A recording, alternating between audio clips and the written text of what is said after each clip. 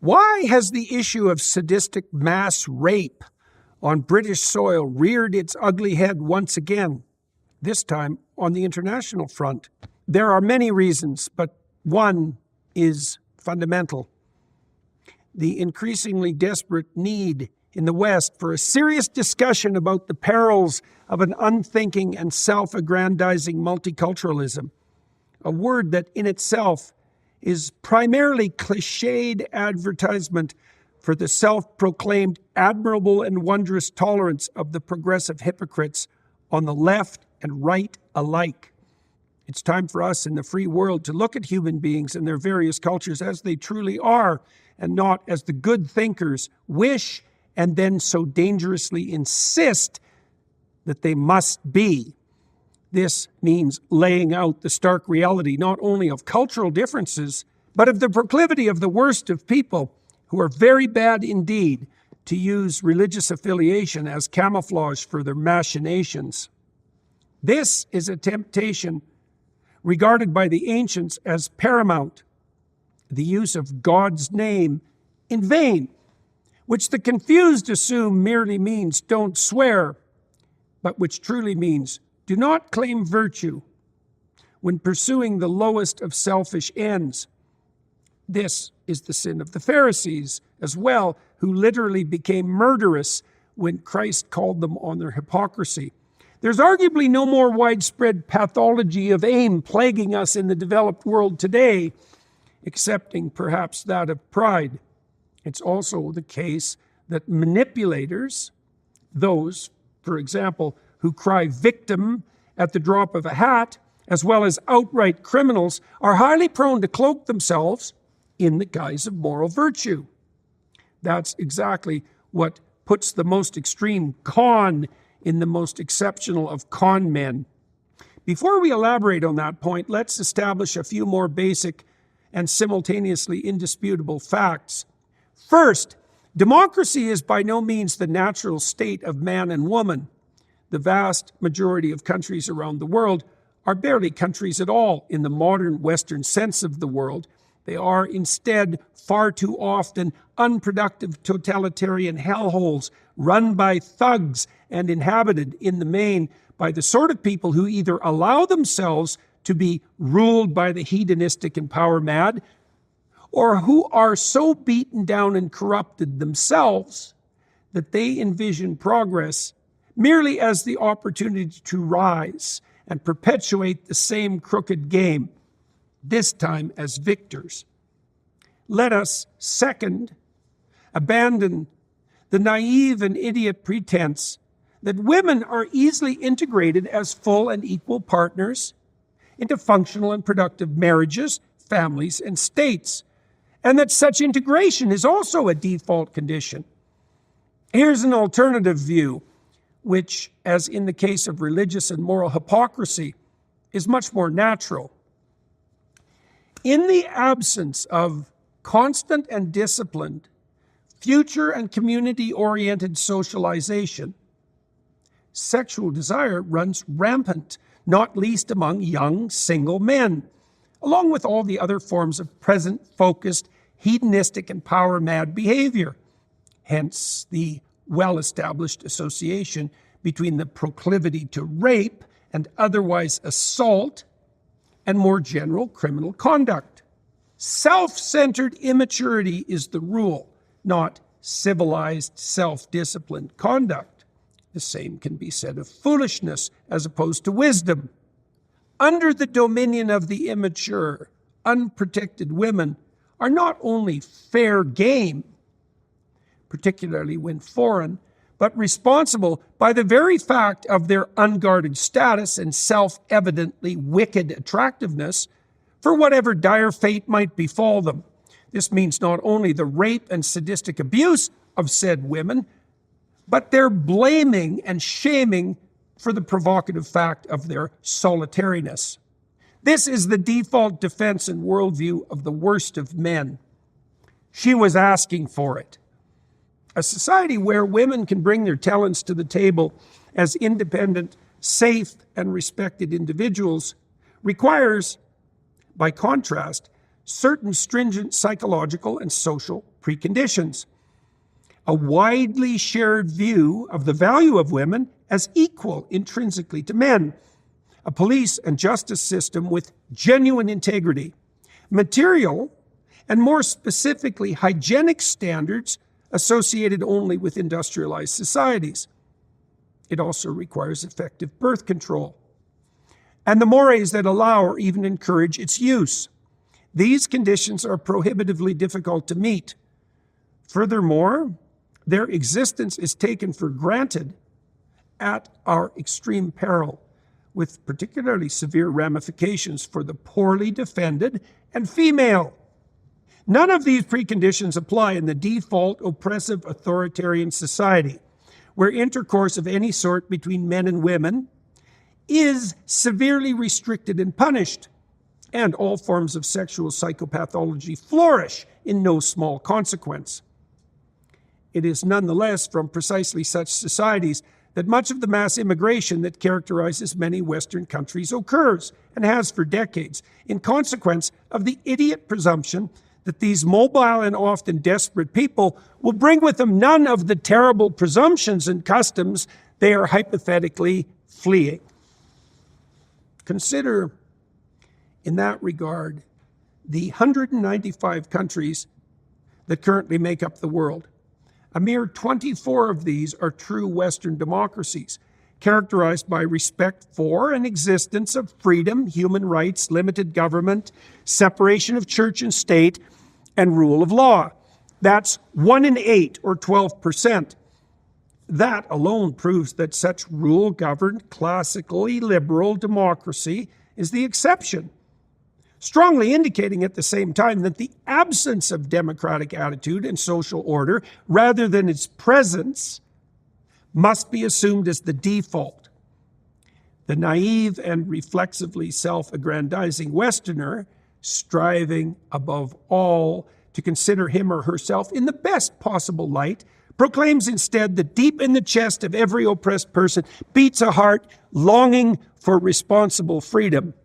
But a totalitarian state is, in truth, a distributed network of deceit and cruel oppression, more than a mere top-down hierarchy of power. Everyone in a tyranny lies about everything all the time to everyone, including themselves and those whom they claim to love. This is why removing the putative head, the most obvious dictator, in the revolutionary manner, remember the Arab Spring, or the liberalism of Libya and Iraq, most frequently produces chaos or even worse, oppression. There are many pathways, personal and communal, to rigidity and instability, and very few to responsible freedom, abundance, and progress. Thus, immigrants from authoritarian states are most likely to bring with them authoritarian attitudes. 24 genuine free democracies. What of the remaining 171, or 88% of the world's countries? 59 of them are fully authoritarian, replete with all the horrors such systems entail. Another 20 are chaotic failed states. The remainder are at best a mixed bag, not fully authoritarian, not entirely chaotic, but certainly not thriving democracies. And certainly not the Western countries that the oppressed or predatory of the world flee to, given a choice. What are the cultural preconditions for civil society and good governance? What cultural features characterize the 24 versus the rest, particularly the worst of the rest? 40 of 50, or 80%, of Muslim-majority countries are fully and unabashedly authoritarian. A mere 3 of the remainder are democracies: Morocco, Turkey, and Indonesia, if the definition is allowed to be approximate and generous. The rest are, at best, a mixed bag. And what of majority Protestant or Catholic countries? 100% of these, Africa accepted, and reasonably so, are highly functional free societies. Observation of a track record like that might suggest to a genuinely objective observer a causal connection. Why the stark difference? None of even the possible reasons look good for those who proclaim that the rewards of multiculturalism are untrammeled and certain. First, in the Islamic world, divine law, Sharia, rules.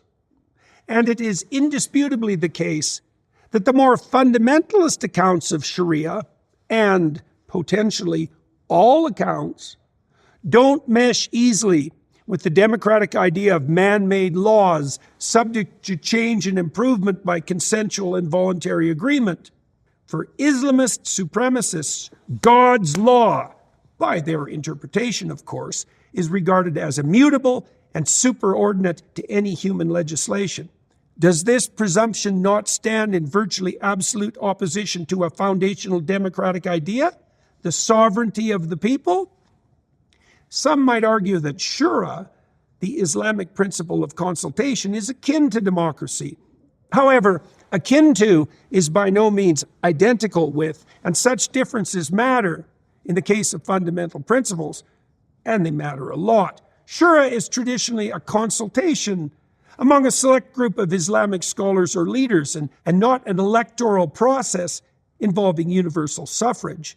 It is therefore not a voluntarily accepted social contract subject to equally voluntary update and change, but a variant form of top-down, elite-imposed governance or tyranny. The historical method of leadership selection in the Islamic world, think of the caliphs, clearly and indisputably reflects this elitism. The same can be said regarding the imams. If such bending of the knee among such people and in such states was truly to the one God, ruling validly forever from on high, something might be still said for it, at least among those who claim religious inspiration. A thorny problem remains, however. The Word of God, according to who? Islamic totalitarianism, which is far too often ruled by immature and hedonistic thug, is likewise far too often submission to the thug's interpretation of God. This leaves precisely as much room for disagreement about the divine as thugs might be expected to allow, which is none, or else. The idea that Islam should govern all aspects of life, from personal behavior to state laws, also directly conflicts with the democratic principle of pluralism and freedom to choose. Remember as well, in keeping with all this, that the punishment for rejecting such claims, the price paid for apostasy, is not infrequently death. There is no manner in which any of this self-evidently aligns with the Western principles of freedom of thought, religion, and expression. It therefore seems incumbent on those who believe that such commensurability exists to prove that it does, particularly given the aforementioned statistical difference between Muslim and Christian majority societies, rather than insisting that the burden of proof be put upon the skeptic of the multicultural project. The difference between the societies under consideration, bad as it is in general, is clearly worse for women. Traditional Islamic jurisprudence assigns very different rights and roles to men and women. The typical woman in the authoritarian Muslim countries generally requires a male guardian's permission to marry, travel, or work. Their inheritance share is lesser, typically half. Men can divorce unilaterally with ease, while women cannot. Polygamy is legally allowed in many of the same countries, but polyandry in none. That is by no means all. Women's political participation is severely restricted. Dress codes are frequently or even typically severe. Laws against domestic violence are minimal or absent, and in some cases, marital rape is not recognized or criminalized. Access to education and employment is restricted or absent, and women have limited control over their reproductive choices. The judicial system also operates in ways severely biased against women, with their testimonies often valued at less than men's and their access to justice impeded. If those who inhabit such countries cannot treat their own mothers, wives, and daughters equally, then their track record for tolerating others, including anyone who does not share their attitudes, religious and otherwise, is unlikely to be good.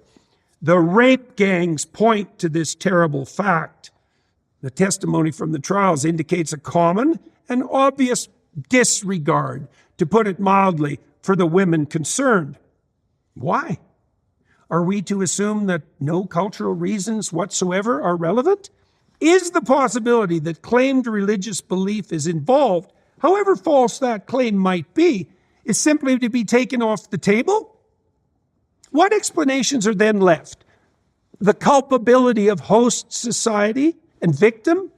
That seems to be the tack that we have taken. And that's not so good for us, particularly if we're wrong, and certainly does nothing for the young women involved, except blame them and continue to fail in their protection. And there's more with regards to differential vulnerability in relationship to the presumed niceties of the multicultural project. It's an axiom of both psychology and biology that a relationship exists between status or social standing and vulnerability. Animals lower in hierarchical positioning have less opportunity and they suffer more, and exactly the same thing holds for human beings. This means, as the old adage has it, that the working class tends to die of pneumonia when the aristocrats catch cold. This is true even in advanced societies, where the reality of absolute rather than relative poverty has been substantively ameliorated. Poorer is not as terrible as poor, but it still has its marked disadvantages.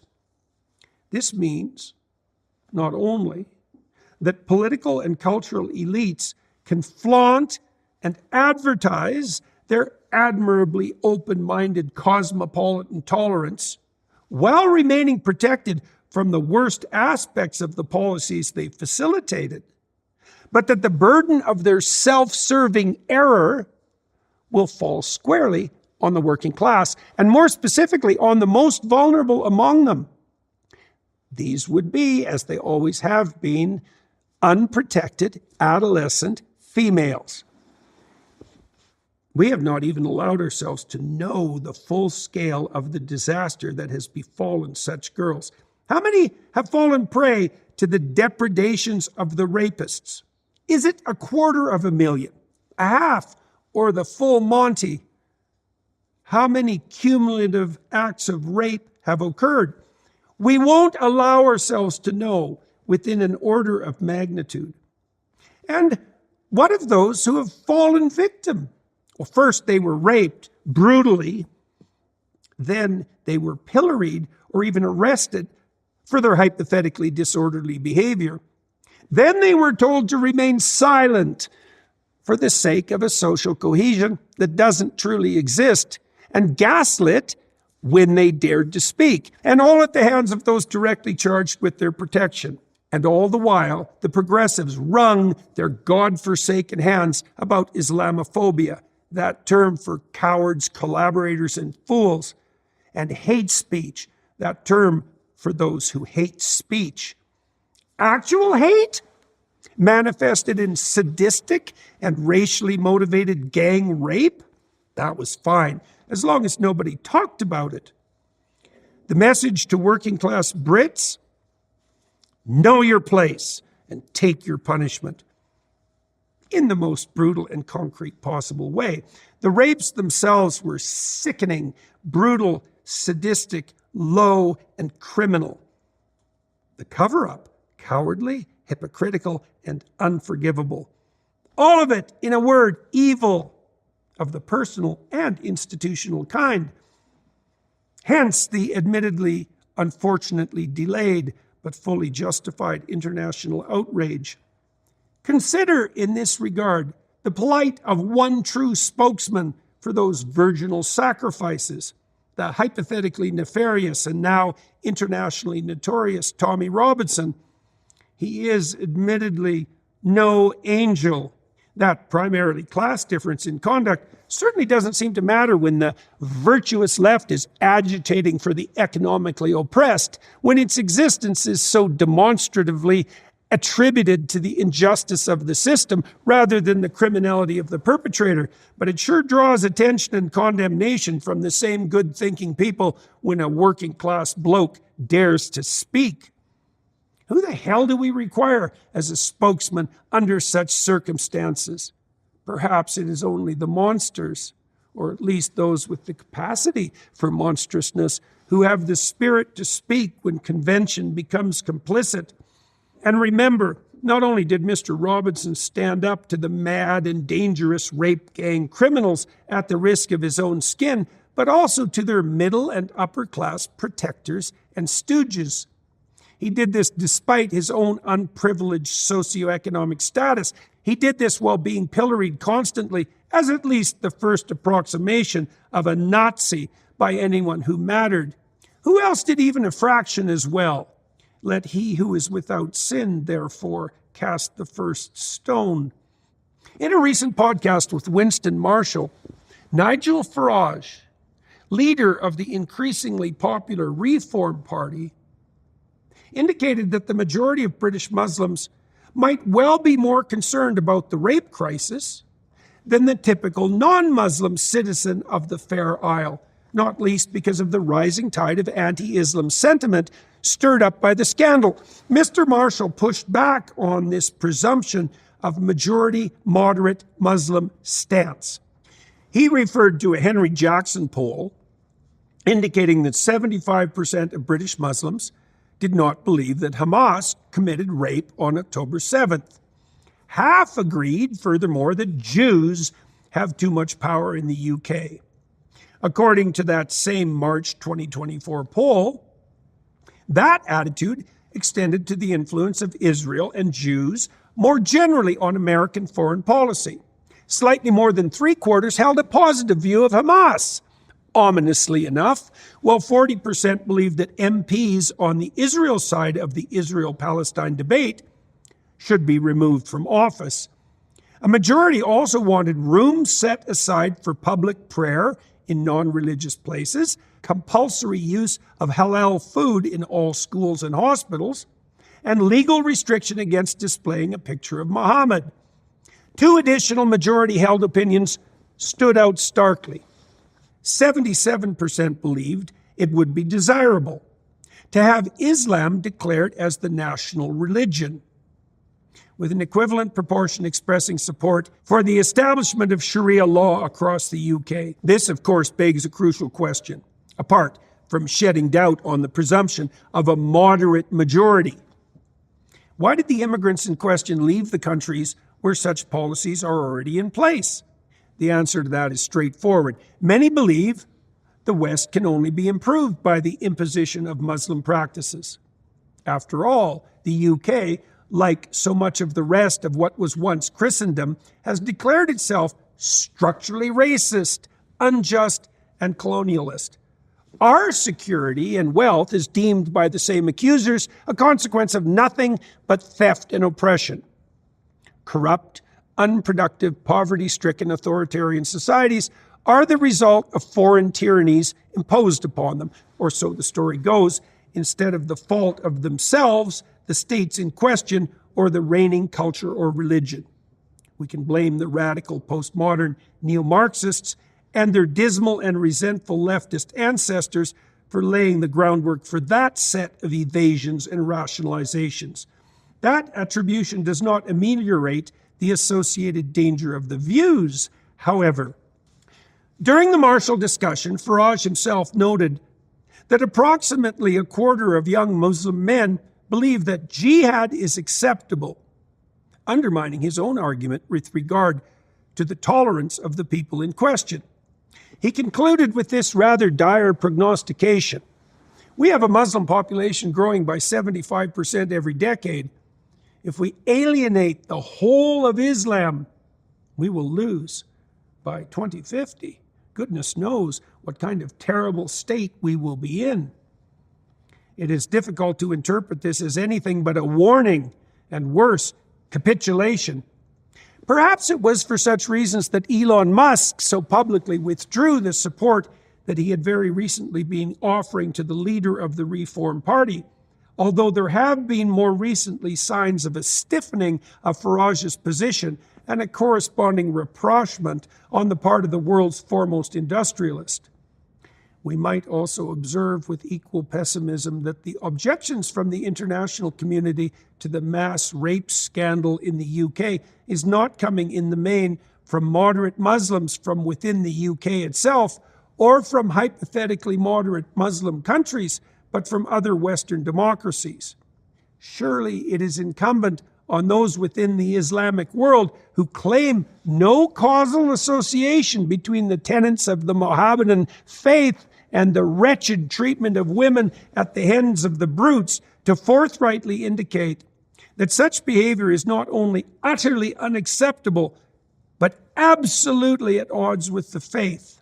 Where are the public demonstrations in the societies of the Muslim world against the deceivers and liars who claim religious affiliation in the name of Allah, while daring to behave in such an atrocious manner? So what might be the way forward, if any, in light of all these intractable differences, the unspeakable depravity of the crimes in question, the utter cowardice and prevarication of the liberal elite, and the betrayal of the working class? Does such a way exist, even in principle, even if optimism is allowed to be our guiding light? It is not at all obvious that the answer is yes, but there are genuine glimmerings of hope, not least within the Islamic world itself. During his interview with Farage, Winston Marshall highlighted a series of positive developments on the international scene. The Muslim countries heading the Abraham Accords, the United Arab Emirates, Bahrain, Sudan, and Morocco may well be heading a true move to a peaceful and cooperative future, not only in the Middle East, but to equally vital control of the worst excesses of the hypothetically fundamentalist Islamist hypocrites. Had the short-sighted and politically expedient Biden administration been willing to grant Donald Trump the least bit of credit for this remarkable development and continued the process, Saudi Arabia would have also been a signatory. That could still happen given the administrative change in the U.S. The Crown Prince of Saudi Arabia, Mohammed bin Salman Al Saud, has stated his opposition to the Islamist extremists in a very blunt manner. He stated quite recently in Riyadh that he would destroy them today, that he wants to coexist with the world, and that his state would represent the moderate teachings and principles of Islam, with the right being on his side. The UAE's Sheikh Abdullah bin Zayed has been even more provocative and forthright, stating, "There will come a day that we will see far more radical extremists and terrorists coming out of Europe because of lack of decision-making, trying to be politically correct, or assuming that they know the Middle East and Islam far better than we do, an attitude of pure ignorance."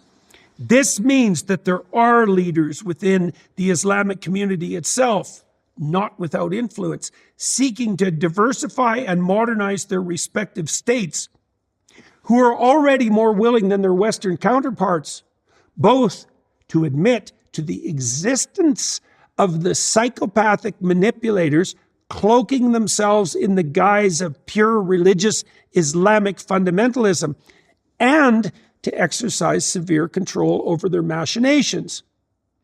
Equally moderate attitudes could be fostered among the Muslim immigrants to the West. That would mean, however, that Western leaders would have to bite the bullet, as their moderate Islamic counterparts already have, and help separate the wheat from the chaff within the Muslim immigrant communities themselves.